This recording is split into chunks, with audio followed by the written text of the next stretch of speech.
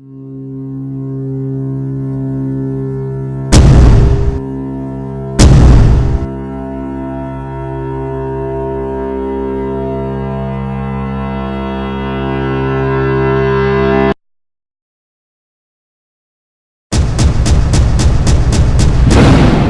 Thunder Report from 107.7 The Franchise. Greetings, Thunder fans. Shoot-arounds have been completed for the Oklahoma City Thunder and the LA Clippers. All that remains is the game tonight in Staples Center. It's a 9:30 Oklahoma time tip, and we've got 8:30 countdown to tip-off coming up right after my show, DG on the Radio, beginning at 7 o'clock from downtown Los Angeles tonight. Now let's go to both practices and see our videos from today's shoot-arounds. Do you guys need to adjust at all to three-point guards being on the floor at the same time, or is it just kind of? I don't know. I don't think so. I think we're fine playing our game. I think game 2 was a combination of us being ourselves and them just playing exceptionally well. I mean, it's always tough when you're up one game. You know, you tend to put your guards down, and I think that was the case in the beginning of the game and kind of set the tone throughout the whole game. So regardless of what lineup is out there, we just got to play our game, so we'll be fine. What's the key to containing Westbrook and Durant in their offense? It's got to be more of a team effort. Those guys, they're going to score in bunches, you know what I mean? And they're going to take a lot of tough shots. That's going to play to our advantage as well, too. So we play good team defense. We should be fine, you know what I mean? I don't think we're carried away about, how they're playing. Even though they played great, last game, I think it's more on us and what we have to do. Doc made a point after the game. They only scored 63. There's another 60-something points out there that the other guys scored. Exactly. I thought the biggest thing was Cephalosha. I think he would have like 14. I think Perkins has some good, nice buckets down low. Baca can get it going too. So we just got to contain the other players. Russ and KD. They're gonna get the shot attempts up. You know what I mean? And like I said, sometimes it's good for them. Sometimes it's good for us. You know what I mean? The more and more we make it tough for them, the easier it be for us on offense. How tough is it to keep up with a guy like Westbrook, just given his energy and his motor? Doc said a couple days ago he don't think he's ever seen the guy tired before. Yeah, I think he's an engine to their team. He's playing hard, throughout the whole game. His length, he's one of the bigger guards throughout the league, and I think we're fine. You know what I mean? I think me and CP we're going to take on a challenge like we did with Curry. You know what I mean? I thought game 2 it got away from us. We kind of let our foot off the gas pedal so a bit on the defense end, but we'll be fine. We know how to guard him, and we'll be all right. They're a very good team. They're a very skilled team. They have inside-outside attackers, but I thought our guys were good. The crowd was phenomenal. Just a great overall game by us on both ends of the ball. The word force comes to mind, especially at the offensive end, the way that you guys were attacking the basket. Did you see that? No, we did a good job of attacking. We had a good mix of attacking for deep paint points and for outside jump shots, open shots, and that's always been our game plan. We made a couple of adjustments, and I thought that it paid off, and the guys really did a good job of executing. We got a lot of good looks. You talk about effort and energy so much. Obviously, it was there last night, high off the MVP thing as well. Is it a challenge to make sure that they come with that same intensity every night, and how do you get that? Well, as the series goes along, you still have to forget about the last game and bring the same energy and focus and determination to the next game. It was obviously a great night for a lot of different reasons. Kevin's MVP, just being down in the series, coming back and bouncing back. But we have to do the same thing in Los Angeles. We know what they're feeling. After you lose, you want to come back and redeem and play much better. So we have to come out with the same mindset, same approach, and same determination we had last game. At the defensive end, you were able to cover the interior effectively again, but plug those leaks on the perimeter. How were you able to accomplish that? Well, we gave too many open shots the first game, but a lot of it was the ball was really just moving around too quickly, and we were chasing it around. We had better command of the basketball, so the open shots were not as easily as available. I thought that was give our players all the credit. They did a good job of really staying in front of the ball, locking into their shooters when they had shooters that they were guarding.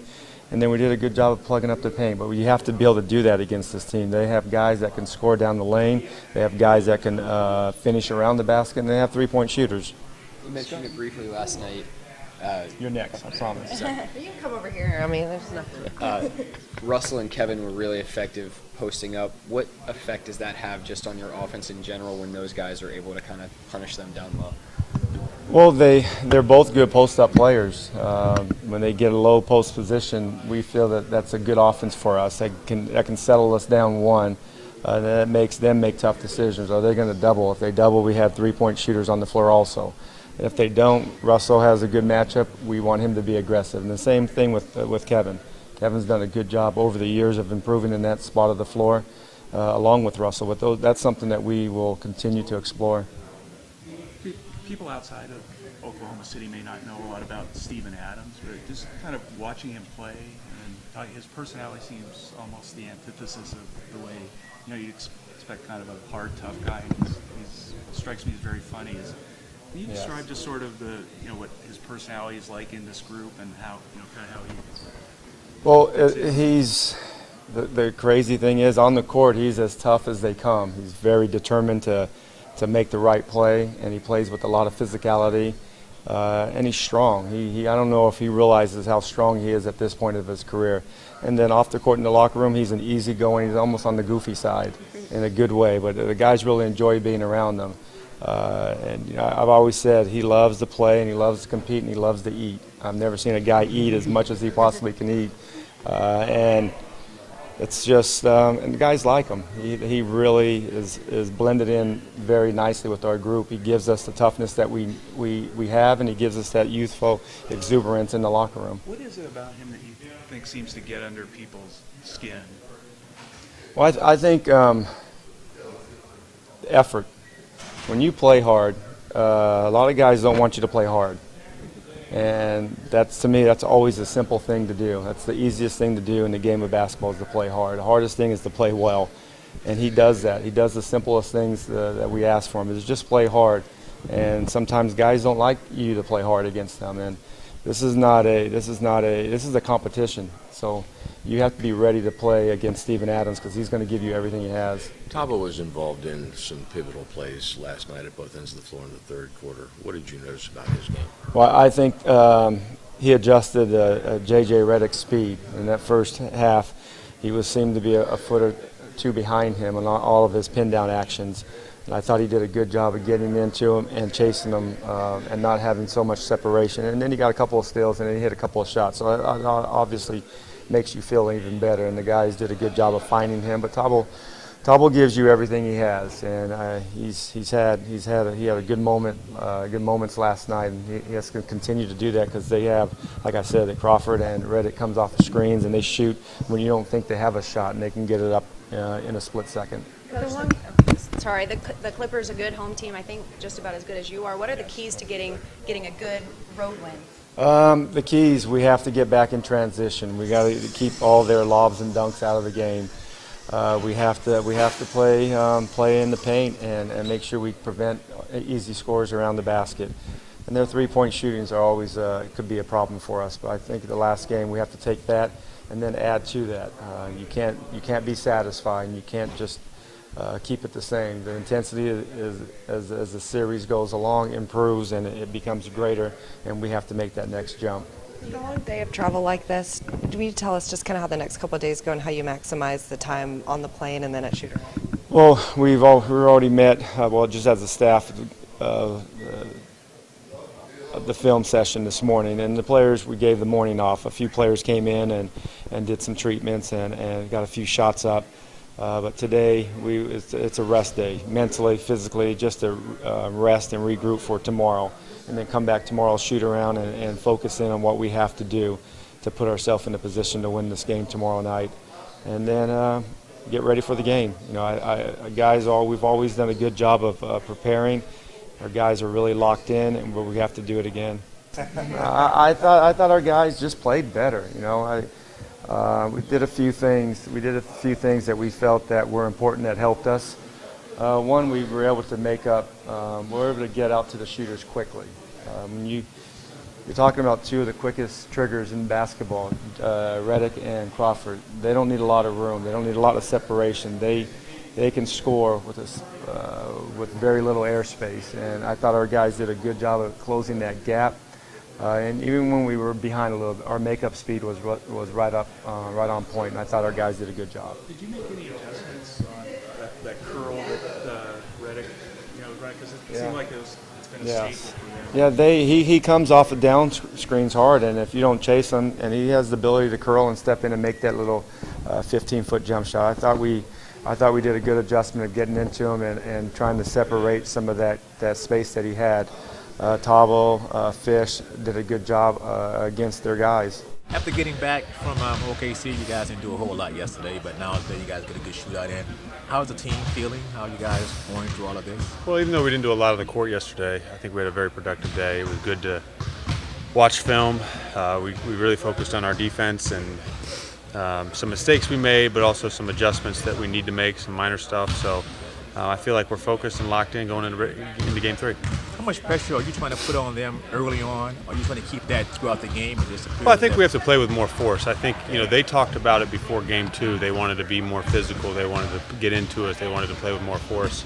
And I think they did that on both ends of the floor. And we never really matched that. And so for us going into Game 3, that's got to be our focus, is to play with more force, more urgency. And I think that'll help us a lot. Do you guys go into this game thinking we need to protect home court for both games, or do you think let's win Game 3 and then we'll worry about Game 4? Yeah, you gotta focus on Game 3 right now. I mean, that's the biggest thing. Each game matters too much to even look ahead, even one game. What works well for you in Game 2? Sorry, what? I mean, you guys lost, but you had success. What worked real well? Do you think? Well, we ran some movement sets. There was a specific play that, I mentioned to Doc, that I wanted him to run for me, and we had some plays now, huh? No, we just we used to run it in the regular season. All of a sudden, we stopped running it. I was like, no. So we ran that a few times in the first half of Game 2. But really, our team is just based on ball movement and obviously player movement as well. And when we set screens and move the ball, anybody can have a big night. JJ, you guys have made 91 threes. Is that something that's been more of an emphasis in the playoffs, or is it just a matter of taking kind of what's come to you? I think it's just taking what's coming. We're not talking about shooting more threes. We're going to play our game, and our game is based on Chris Paul pick and rolls and Blake Griffin, putting him in spots to make plays, whether it's out of the high post or in the post. Or rolling on screens, so the threes are just a byproduct of that. JJ, kind of more of a perimeter-oriented series so far. Kind of take the bigs out of it a little bit. Is that you guys play as guards and as backcourt guys? You got to carry a little bit more if the bigs. Not necessarily. Sometimes these things just happen, and it's 2 games is not a huge sample size. I would also say, they're playing small a lot, and at times that puts our bigs in tough situations where they're out on the perimeter, and that's, although that's not on the offensive end, it's still matchup. It's still an issue. So I would venture to say, as the series goes on, that Blake and DJ will both put their numbers up like they always do, just because they play hard and they're going to be in positions to score. JJ, the league's sentiment as of noon that the new CEO of the team's going to be Richard Parsons, former CEO of Time Warner and Citibank and Citicorp. Is that something the players at all are interested in, or you keep track of? Or? I think it's a secondary issue right now for us. Our main focus is figuring out a way to stop Kevin Durant and Russell Westbrook.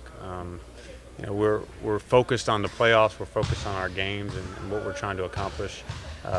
Everything that's happening behind the scenes with our front office and our ownership is secondary. That's Clippers sharpshooter J.J. Redick on today's Thunder Report. Don't forget DG on the radio coming up at 7 o'clock tonight from downtown Los Angeles. Our countdown to tip-off show begins at 8:30 before the 9:30 Oklahoma time tip. With the Thunder in Los Angeles, I'm David Garrett for 107.7 The Franchise.